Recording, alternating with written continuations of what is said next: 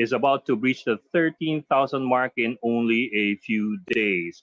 As the total numbers keep rising, more people are leaving their homes to resume work and do business. What are the strategies to control virus transmission under a more relaxed community quarantine? We discuss in this episode of The Chiefs.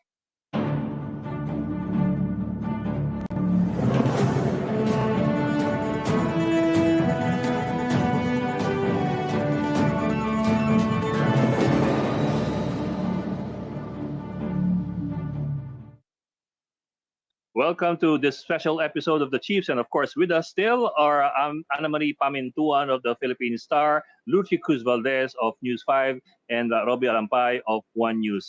Gentlemen and ladies, of course, welcome again to The Chiefs. Good evening. I think we expect tonight the President to give an address to the nation for his 8th report to Congress. Dapat lang, Monday ngayon eh. Hindi pala, Tuesday pala. Tuesday ngayon. Dahil nasa Davao siya, nasa Davao City siya nung weekend hanggang kahapon. Kaya naka-standby naman. Although baka maya-maya sabihin bukas na lang uli siya magsasalita. Tignan natin. Ganun ba? Hindi pa natin alam Naka-standby lahat pa rin. Naka-standby pa rin.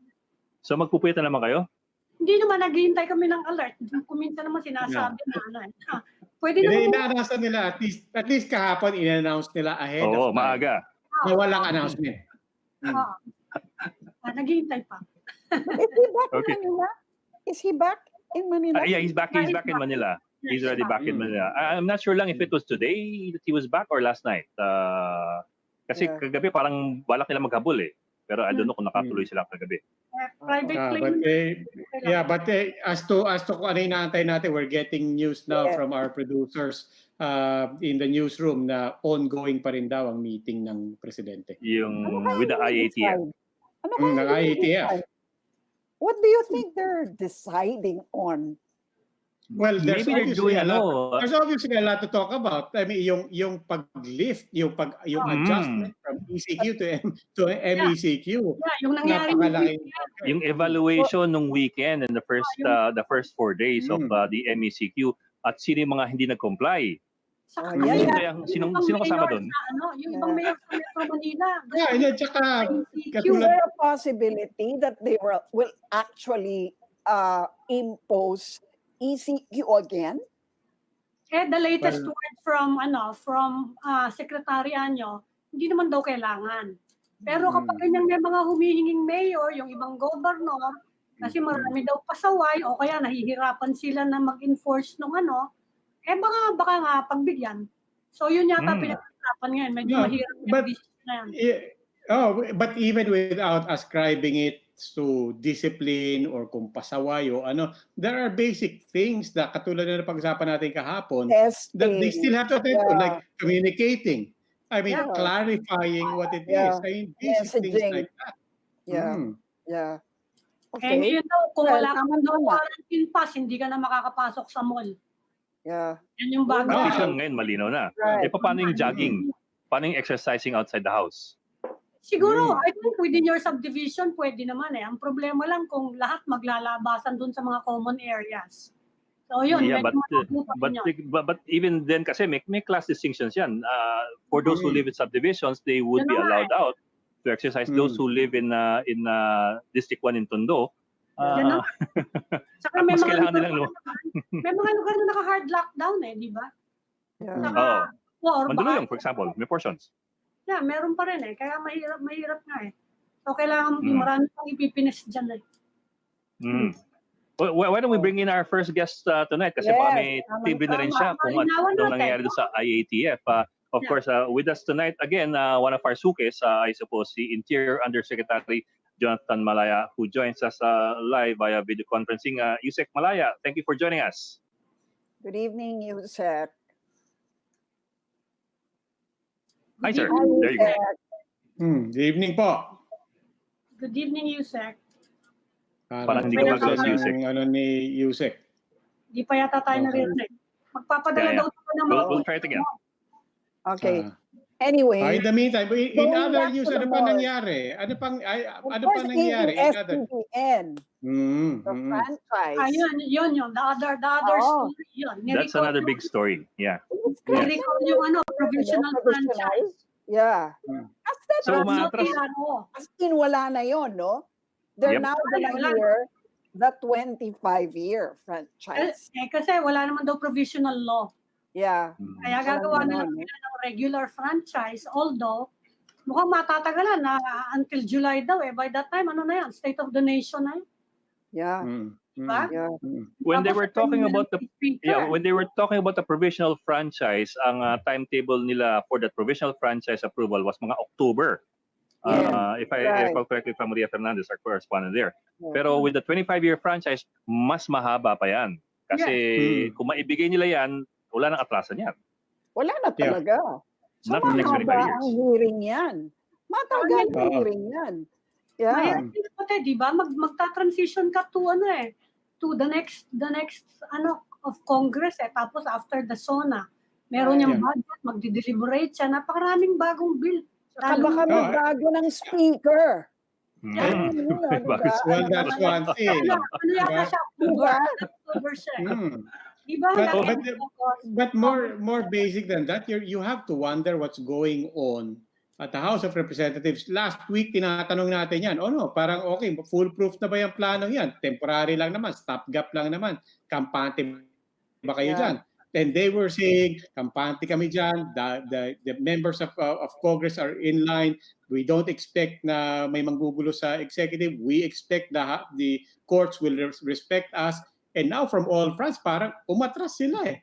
Diba? So it really makes you wonder about the leadership at the House of Representatives right now. Did they overestimate their sway on all branches of government? Actually, ang nawiwirdohan ako na hindi pala nila alam na hindi ka pwedeng magpasa on first and second reading on the same day. How can you do this? I think it's more basic than that. I think the leadership obviously could cite precedents for anything. They were marami ring abogado dyan. So, I think the more basic problem was hindi nila alam na may kokontra. They really thought na hindi, madali na to. And then they didn't expect na meron pang mag-iingay. But Congress kasi all it takes opposed to it from day one eh, di ba? May mga nagsasabi na hindi talaga pwede yun eh. From the start. Hindi daw pwede yung provisional authority, provisional franchise, whatever you call it. Basta provisional, you need daw a regular bill. A regular and in the end, all you need is an attorney larigadon, and then everything is may Supreme Court pa ngayon. Tapos challenge. daming legal battle. Let's not forget that ultimately it will have to be signed by the president. Yeah. Diba? So the final gatekeeper. Malaking question mark yun. Yeah. Well, si Usec Malaya is already online. Let's bring him in already. Si Usec Johnson Malaya ng Interior Department. Usec, are you there? Hi, sir. Yes, I am. Oh, there you go. Good evening. Good evening. Hi, sir. Thank you for joining us. We're tempted to ask you about ABS-CBN, but we will not. I am not the right Ask authority you na to that. about the gathering of signatures. The fake news.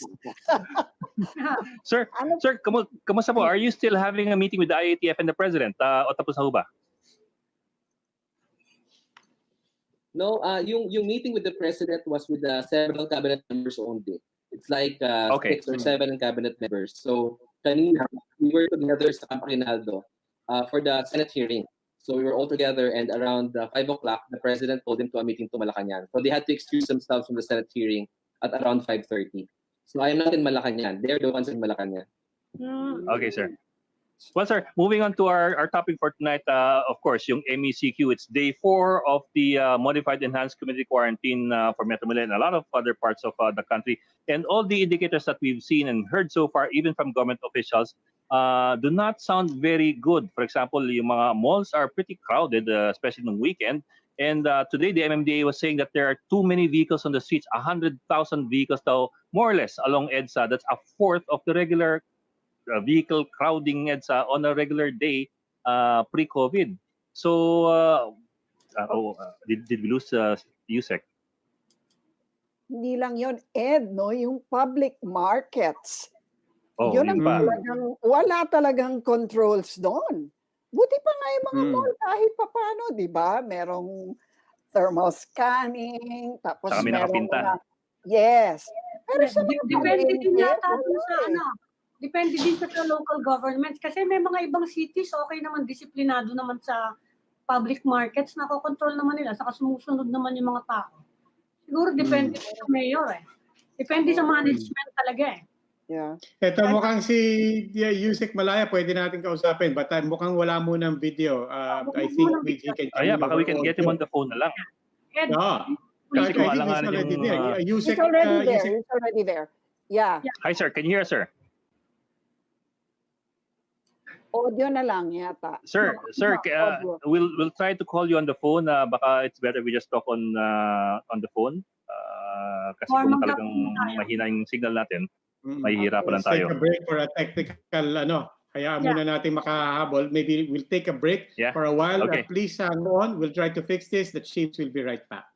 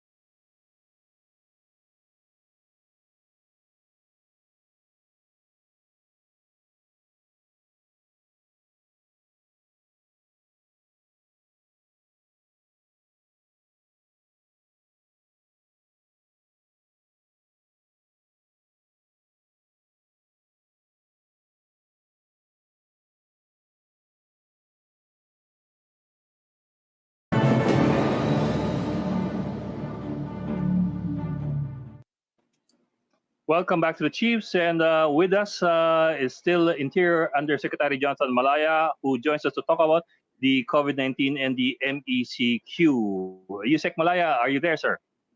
Yes, I am. Sorry for my internet connection, okay? It's okay, sir. It's All okay. right, It's good. not It's your still good to fault. have you here with us. Yeah. We also, as we were saying, it is day 4 of the modified ECQ. We have, I understand, 12 more days to go, and these 4 days may be a good indication as to whether or not we may have to tighten the ship a bit more, or see if we're going to have a relaxation after 12 days. Can we have your department and, if possible, the IATF's assessment of these past 4 days as far as compliance and enforcement of the MECQ rules? Well, immediately as soon as we saw the situation in the malls, the secretary directed the Philippine National Police to do inspections of all the malls, and we saw that yesterday when the NCRPO went around all the malls in the in Metro Manila in particular, to try to make assessment on compliance with DTI regulations. So the secretary also informed all of the mayors that they have the authority to close the malls if needed. And this is what, for example, Governor Romualdez did in Cavite when he ordered all of the malls there closed in the meantime. So our assessment is that it's birth pains. No, people are still adjusting to this. Of course, people were stuck in their homes for 2 months. So there's really this coming out, and we will continue to monitor the situation, find out if we need to make some. So, sir, you are, if I'm getting you right, you are not, or the department is not concerned about the past 4 days, and that you are basically leaving it up to the LGUs to manage the situation on a more territorial level.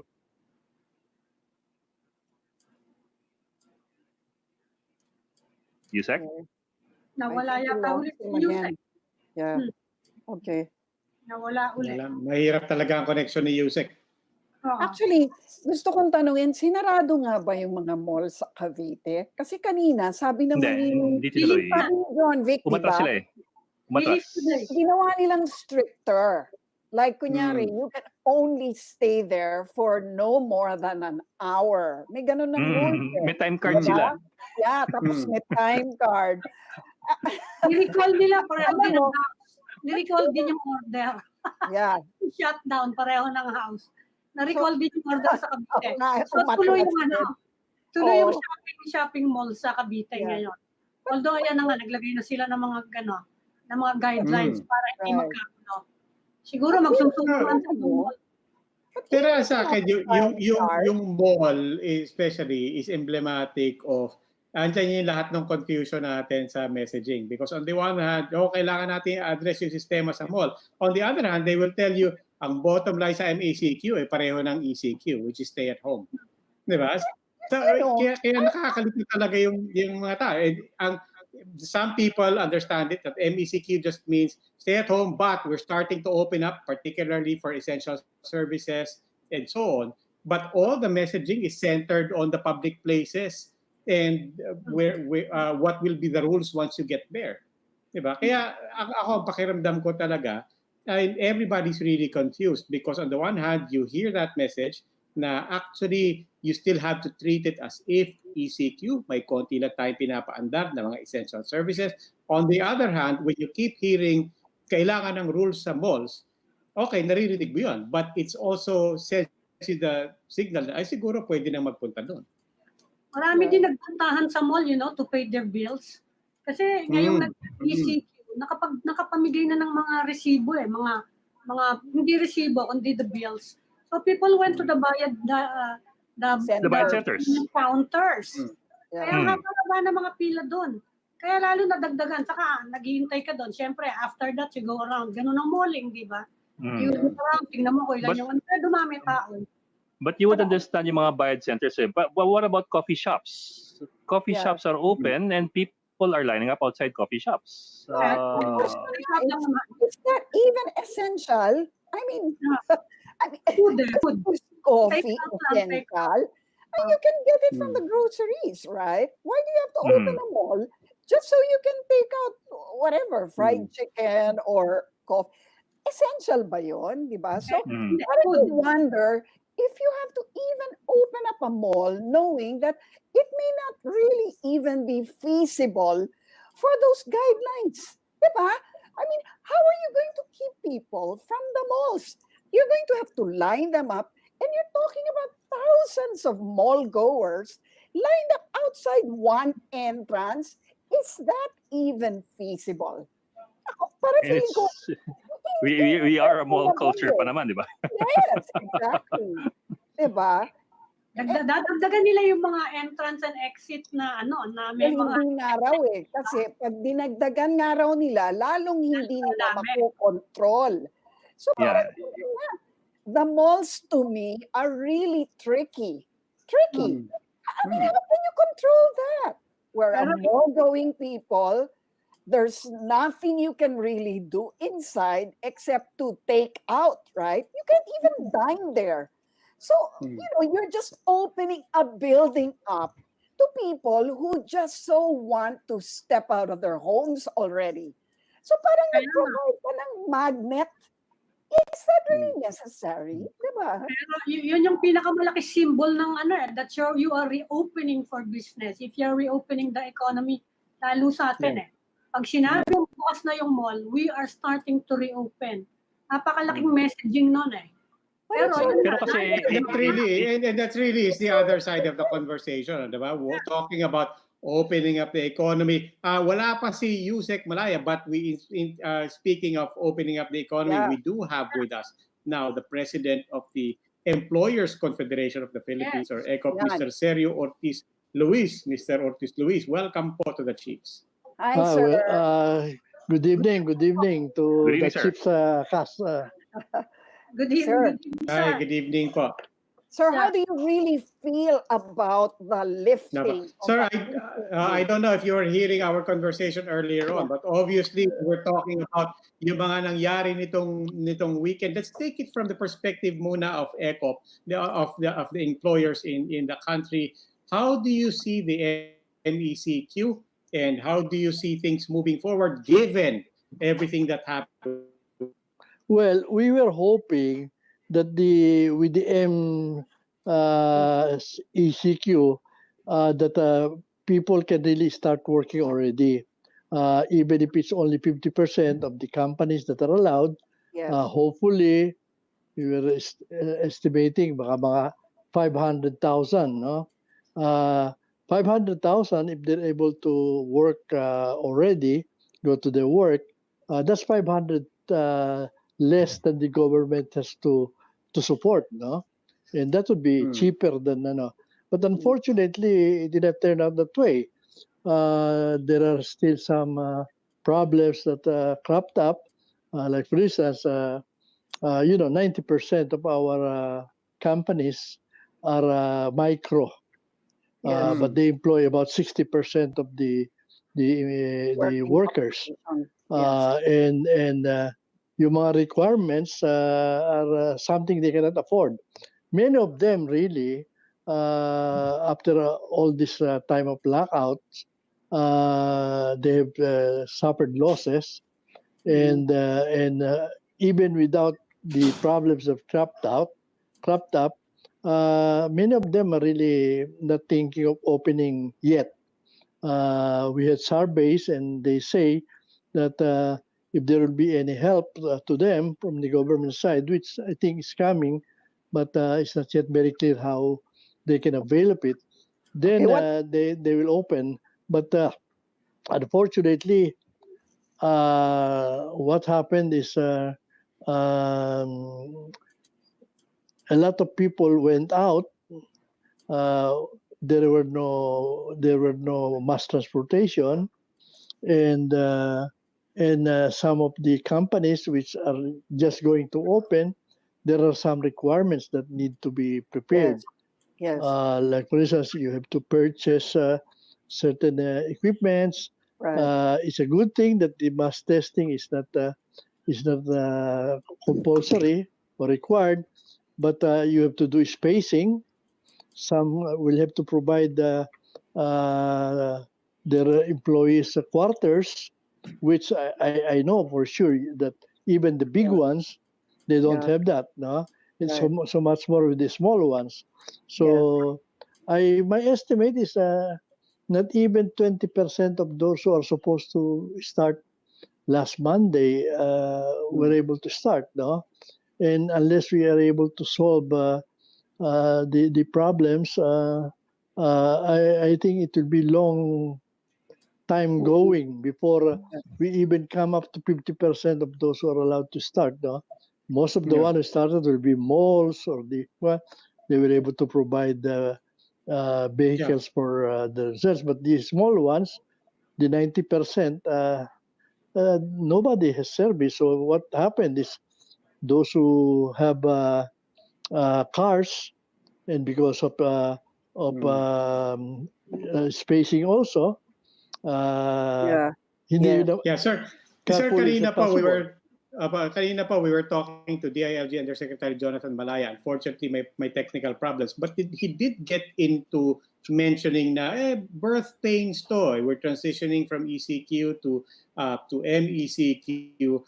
Birth pains lang to. But beyond the inevitable glitches, how do the employers and business owners look at how important it is for government to open us up, not just slowly but properly, para walang atrasan? Well, I think you used the right word, properly, and I think it was proper the way you started. It looks like it's a favor that people can work, no? But you have to do a lot of things that that companies are not able to do. So without realizing that the sooner people can get to work, the cheaper it will be for the government, and much cheaper than having to sustain a lot of people, no? Which we obviously know that money is not infinite, no? And even the delivery system is defective. Even if you have the money, the delivery system is defective. So obviously, it is impossible. The earlier we get people to work, the better for everyone. Sir, what do you expect from government? What kind of help can the government give businesses, especially the SMEs, in terms of fulfilling the requirements for getting the workers back to work? Well, we realize that there are some protocols that you have to follow, no? Right. But then if you pass it on all to the employers, especially those who are not or having difficulty already operating, most of them, then you're basically telling we're not interested that you operate. For example, shuttle service, for example, is that something that can be provided for easily by the companies, realistically? Of course not. The 90%, that is why you had a lot of cars. Kaya nga, sir. So yung mga may kotse, they government do? Yeah. So what do you suggest government do? Halimbawa. Kasi as I said, if they have a clue on how to arrange I think the problem is they did not allow because they do not know how many was going out. They do not know how to do it. Yung transportation, because obviously it was something that should have been prepared.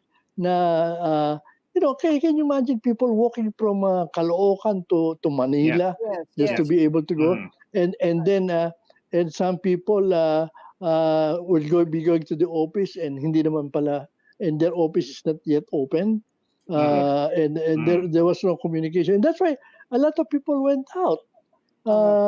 Because they're all excited to get out of and yet there is nowhere to go to. Was it just a matter of preparing you, giving you time to prepare for the fulfillment of these requirements? Halimbawa, would you say that you will be ready with a shuttle service, the mass testing, or voluntary testing by, say, July? Is it just a matter of time? that you need, Well, or do you really need financial support even for these requirements? As I said, 90% are micro.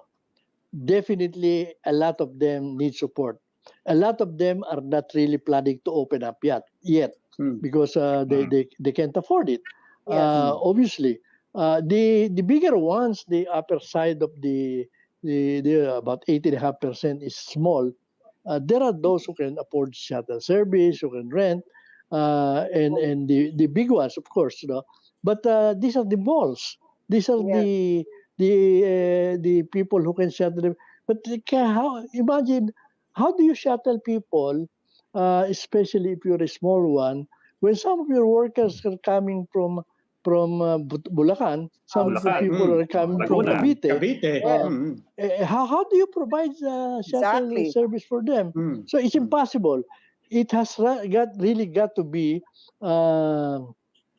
arrange bus transportation, and it should have been studied well, how to be able to pipe in the mass transportation. But I don't think they Were have a you? I clue mean, on what yes, to but do. you say you think, and that's your perception. But were you consulted? Were the Employers Confederation and the businessmen and the entrepreneurs and the industry leaders, as far as you can tell, were you consulted on how to open up and what will be the needs of the people? Well, mostly we are reactionary. They come up with a decision, and then we come up with suggestion.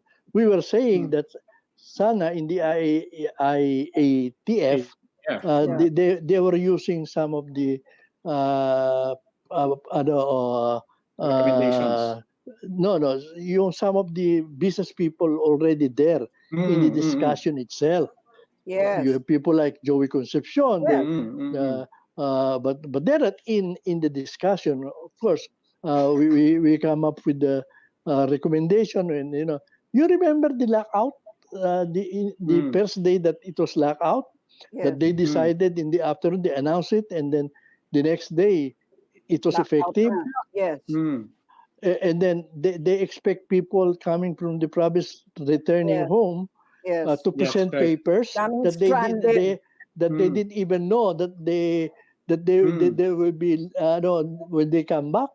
Uh, if these things were properly uh, relayed and properly, with the business sector, they would be, But the problem is the decision on the recovery of the economy. I'm not don't know who's going to say. Is this the expertise of the Department of Health Yeah. or the military? This one. So why if we were going to open up the business and there was expectation,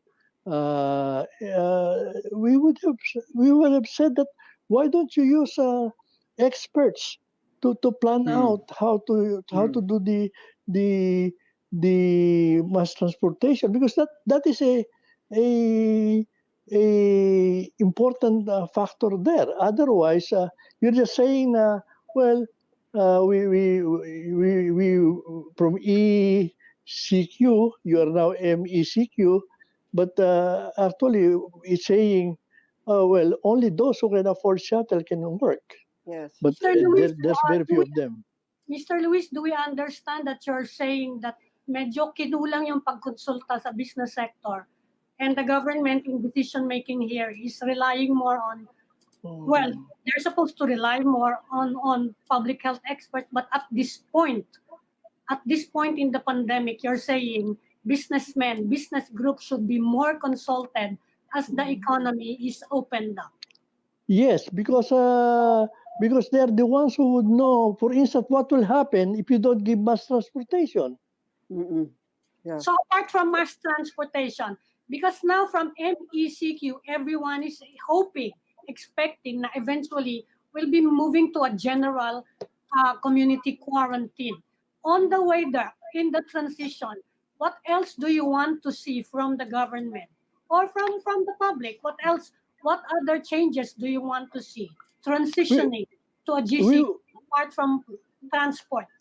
We would like to see more analytical way to approach it, anticipating what will be the problem and preparing for it, no? So that we don't waste time. The longer we are locked down, the longer people can, is the more expensive for the government, and the more expensive and detrimental to the economy. So it is to the advantage of everybody, including government, to be able to plan ahead and see and project what will happen. Not that we see first what is wrong and we try to to correct it. Look, in the ECQ, Yeah. there were companies who are exempted. Initially, like an afterthought, okay, exporters accepted, and then when it became very clear that there will be problem with food, or food processors will be exempted, no, and then we will allow some services to be able to do it, and then they communicated that all the LGUs, you cannot come up with your own regulations that will counter the free flow of goods. But what has happened? Initially, even you in the media, you were supposed to use your media ID, and then they said you have to secure IATF pass. Yes. But when it became evident that they are not capable of issuing them, they say, "Oh, you extend it, no?" And then later on, when exporters, the drivers who are supposed to be service people or who are supposed to work, they were told, okay, no more IATF. We will transfer it to the DICT, rapid pass. So it looks like, so you're saying that it looks like they're making up the rules as they go along. Now, yes. Yes, and you're now saying that they have to conduct a really deep analytical study. But we also know that studies of this nature, in fact, if you're talking about transport, this will take a long time to actually perfect. And there will be great debate over how to do it. I mean, is that even feasible, knowing that, we're trying to salvage what we can of the economy now? Well, look at the latest data. The latest data is in Southeast Asia. We have the most debt percentage, 6.6 as against. Nawala. Nawala siya. Naputol. Pero you could see where the frustration of the employers are, di ba? Parang it's a good point. Yung sinabi niya, if you look back nung first day ng ECQ and people were caught in the offices and then they couldn't go home. This is the exact reverse of what's happening. And I think yung point ng ECOP is apparently they didn't learn from that. Just the basic lesson of anticipate what the people will need to get from point A to point B. No, Even but really, that wasn't well thought out. But there was also a terrible logic behind that. You don't want to give people enough time to travel to the provinces because they might be spreading the disease. Yes. In fact, they left kasi nag-community quarantine first, di ba? That was a yes. But I'm only talking about. I'm not second guessing that ECQ. What we're talking about here is what the Employers Confederation is trying to communicate, which is that it should have been better planned. And certainly we had a lot of time to imagine the scenarios for reopening the economy slowly pa nga eh. Diba? Yeah. Not even a full-blown opening. And all he's saying is, parang hindi man lang natin na-anticipate yung logistical concerns, the systemic things that have to be put in place. And they're saying that, from our experience just over the past 3 months, some of the things should have been basic in anticipating. Sige, we can try welcoming back Mr. Sergio Ortiz-Luis of the Employers Confederation. Mr. Ortiz-Luis, can you hear us? Like what? You were talking about the debt. Tuloy lang po natin, sir, yung sinasagot ninyo kanina. We were talking like what about I was saying. Yes. Like what I was saying, the data that is coming out in Southeast Asia, we have the biggest percentage of debt. We have also the least percentage of recoveries. the lowest of recoveries. And yet, we are the longest in lockout. And I don't know if we are the biggest spender also. But the concentration of the expense, rather than using what the others did, we relied too much on lockouts. Because a lockout is supposed to be a defense when you are surprised and you are not prepared. But we have the longest time to prepare. And even now, at this time that the others are getting out already, we have the highest debt, we have the lowest recovery, because our testing system. No, we are late in acquiring testing system. We are late in having the quarantine facilities. Our hospitals are not prepared, and we are being confronted with the fact that if there are more people who get sick, hospitals cannot. But these are things that were solved by the others. Look in Wuhan. In 10 days' time, they built 16 giant hospitals. They converted. And yet tayo, after 2 months, we're still talking about facilities. Mass testing. Sir, have you conveyed these concerns of yours to the people who should be representing the business community? For example, si Joy Concepcion, si Secretary Mon Lopez. These are people who are in the IATF who should be putting forward these points of view. Well, of course, we have. There are also times that we have meetings with the law, but we meet mostly with the economic managers. And the economic managers are not the one. I don't think they are the ones dictating here. I think it's it's controlled by the other forces. That definitely not the economic or business sector. We are mostly reactionary. Yes, sir. Well, sir, kasi when we talk to members of the IATF, they always like to emphasize that it is for them a balancing act. It's a balancing act between health versus the health of the economy. Perhaps in this case, they've taken a more conservative approach with a preferential bias towards, I would suppose, public health. Well, one example. Until now, we have a problem with the senior citizen. And senior citizen is perception. I don't know if they're trying to block out senior citizen initially. Is something that is upheld by fact, no?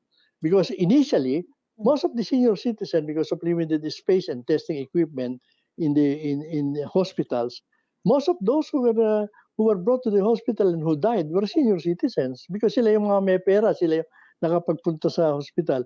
But lately, I don't even know. A lot of people are saying the ones who are really getting sick are at the 25 to 55 years old, and then but yet there is this bias against senior citizen as an afterthought after a lot of howls that you probably heard. They say, okay, seniors, we didn't really intend the senior citizens to be there. That was the announcement.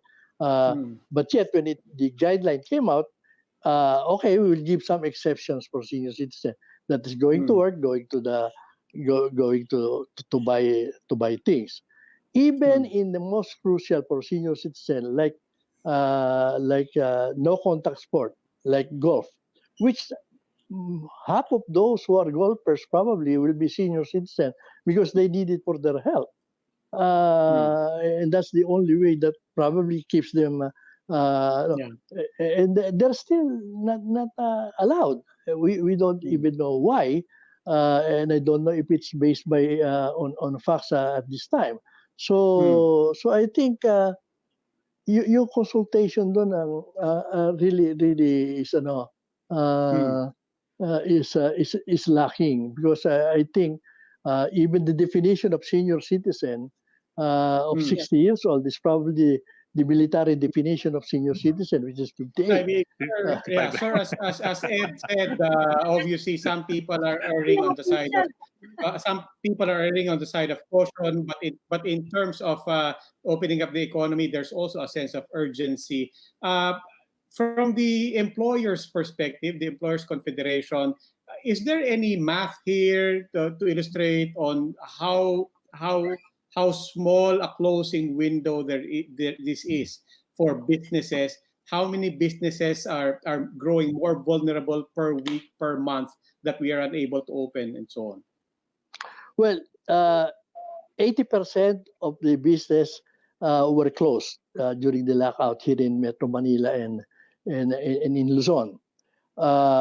Because of the exception for exporters, for about 20% probably were operating at half capacity. So 80%, and many of them will be included in the modified enhanced community quarantine. So we were expecting that maybe another 500,000 might be able to work already, even if at 50%, because mga 1 million yung in Manila is not working. We're just talking about the formal sector. I'm not even talking about the informal sector. Yes. Yes. So we were hoping that 500,000. Can you imagine 500,000 if they started working? It's 500,000. You don't have to give 5,000 a month for. Yes. And yet, there seems to be no interest in trying to make sure that this 500,000 works, and eventually the 1 million be able to work. Even if there is no problem, the reaching the full capacity of these companies, even if they decide they will still operate, will take at least 6 months. And you know, when you open, you do not know whether you have buyers because wala namang buying capacity. And you're operating at a loss with big expense because you have to quarter your people, you have to shuttle, you have to buy all these paraphernalia, which many times nobody even telling them that you have to supply this, but you cannot buy. Try to buy vitamin C that you are supposed to supply. Try to buy some of the things that you're supposed to do. You cannot buy. So how do they expect these little companies to be able to start unless tama si Presidente noong una, sabi niya, if we do not help this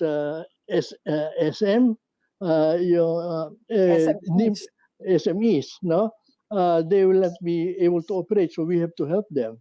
But even that is most of the help, the government, like SSS, and then loans available that should help, but it's not that easy to access them also.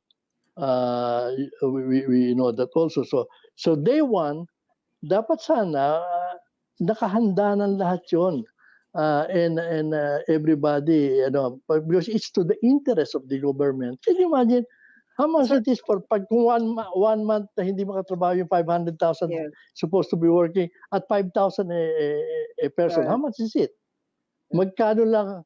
Why are we imprisoning those who can work and yet our concentration, like what the others did, they concentrated on those PUI and PUM, and they prepared hospitals or quarantine centers where they are confident that they will be cured.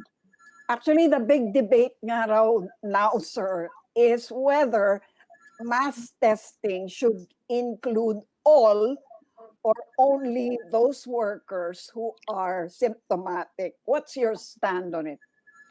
Well, definitely, if it's mass testing, the companies will not be able to do it. Anyway, the symptomatic ones are the ones you're trying to catch. So maybe meron silang pipirmahan, meron thermal tester, and then you have but yung mga tester na that we are supposed to, it's a good thing that they decided it's not compulsory. If they even they cannot catch the the asymptomatic there.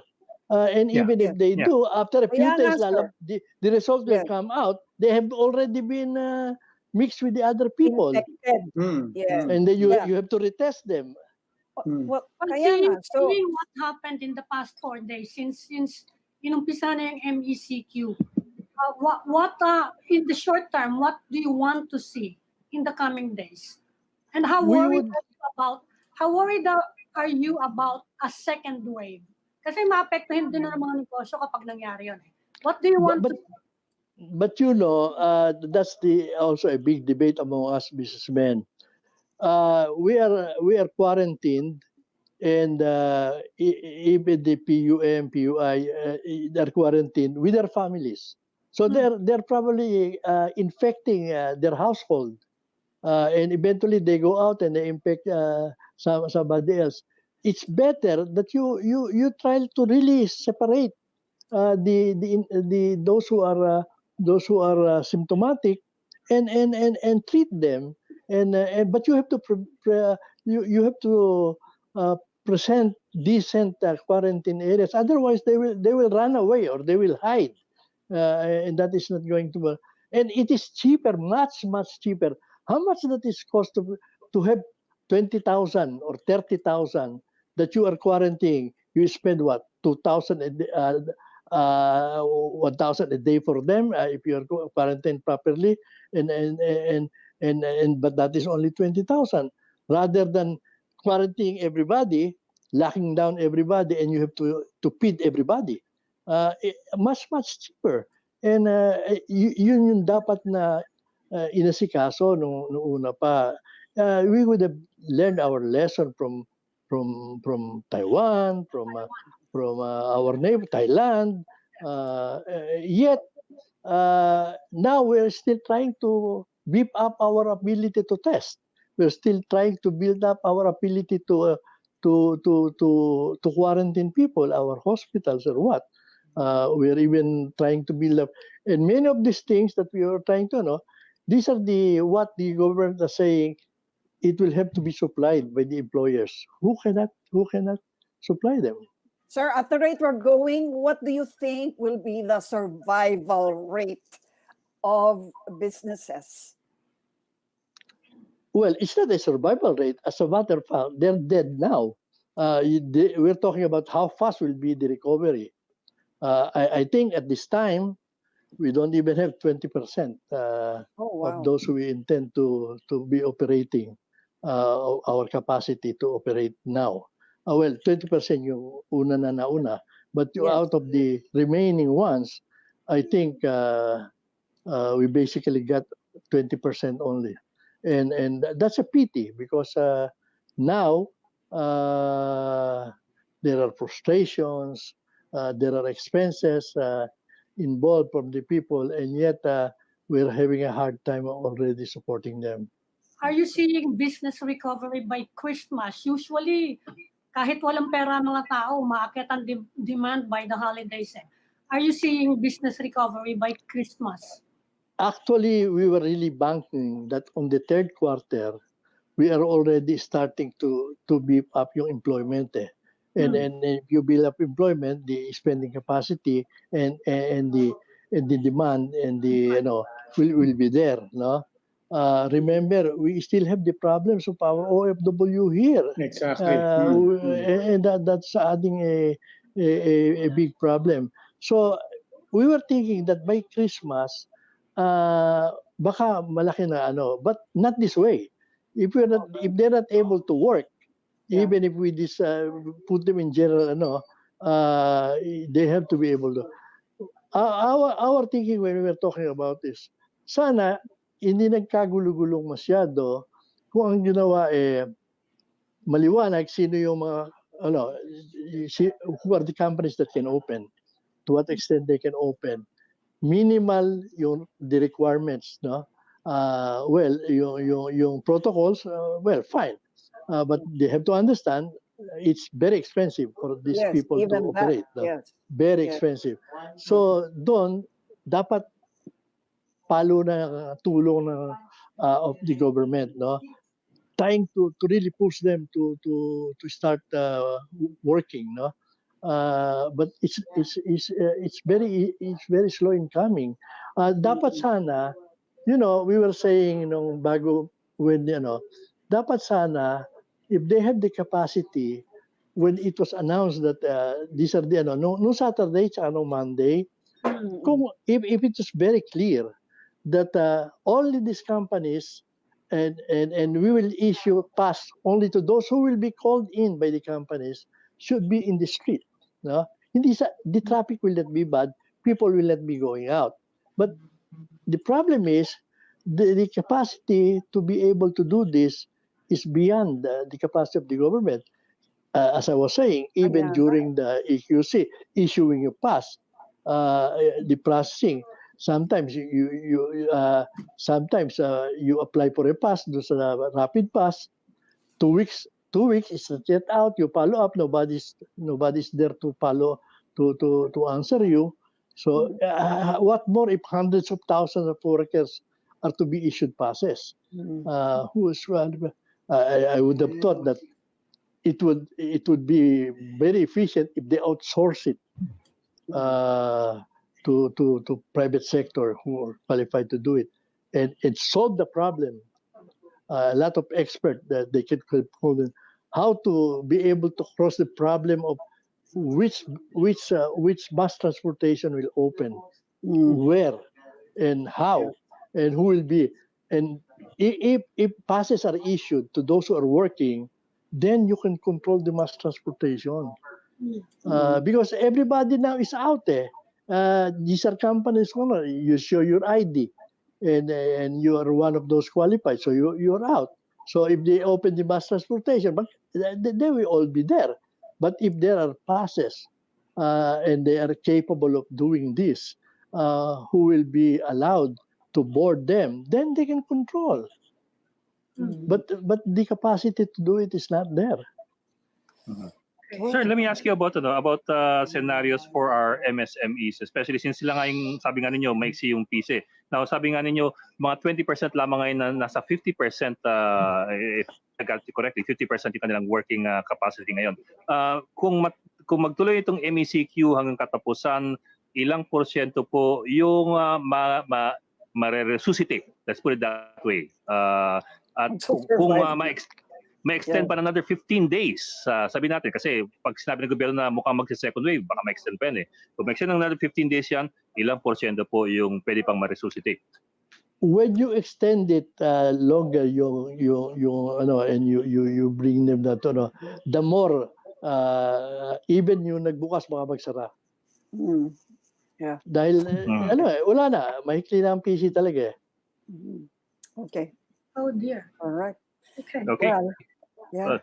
Well, thank you very much for your insights po. Maraming Thank salamat you to also Sergio Ortiz-Luis of the Employers Confederation of the Philippines. Sir, thank you for joining us tonight. Thank you also. Maraming salamat po. And that will be all for this edition of the Chiefs. We hope what was discussed here will keep the conversation going. I'm Edlin Gao, One News. I'm Ami Pamintuan of the Philippine Star. I'm Lucy Cruz Valdez of News 5. I'm Robbie Alampay, and we are One News.